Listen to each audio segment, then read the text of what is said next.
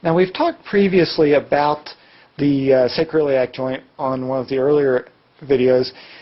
This one we're going to talk about a little bit more in detail because it does apply to things like piriformis syndrome as well as sciatica and low back pain. Now, this model of the skeleton actually has this one side of it is painted. Those are muscle insertion points. But basically, we're going to stick with the unpainted side just to avoid confusion there.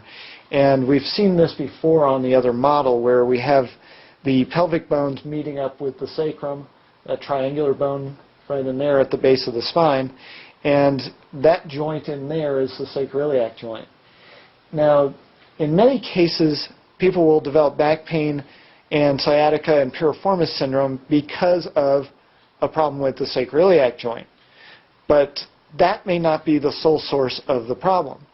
You see, the sacroiliac joint does not work in isolation either.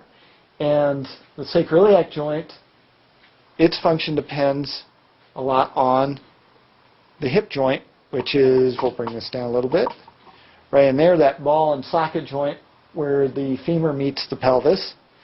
And that joint is dependent on the function of the knee joint, which is right here.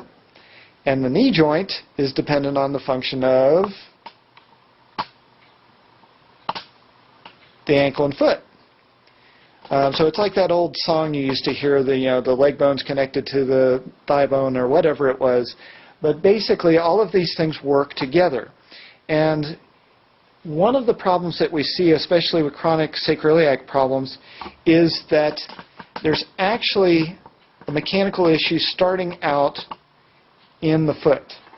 And what we see is that you start to have collapse of the arch.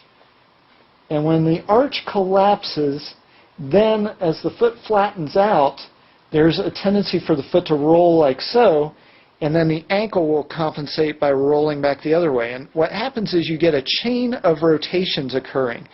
So the foot's dropping this way, the ankle's going to roll this way to compensate for it.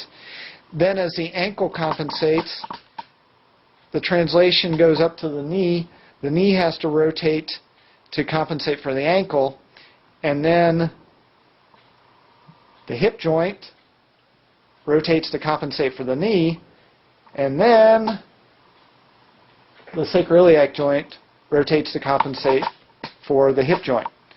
So in many cases, you have to look at this entire chain. One of the more common problems is actually starting in the foot. So for people with chronic low back problems and or sacroiliac problems and piriformis syndrome, one of the places I like to look is actually starting at the feet. And you may have even seen commercials on television for stores that sell orthotics or shoe inserts to help with the arches in the feet and claim that it helps with back pain and things of that nature, and in fact they do in many cases. So we need to bear in mind that simply because there's a problem in the back or in the sacroiliac joint, there may be problems elsewhere that need to be dealt with as well. And many healthcare practitioners forget to do this, although some chiropractors, some physical therapists will actually look at the feet as just kind of a routine type of examination whenever somebody comes in with a problem in the sacroiliac or lower back areas. So that's something to bear in mind and discuss with any healthcare providers you may be working with.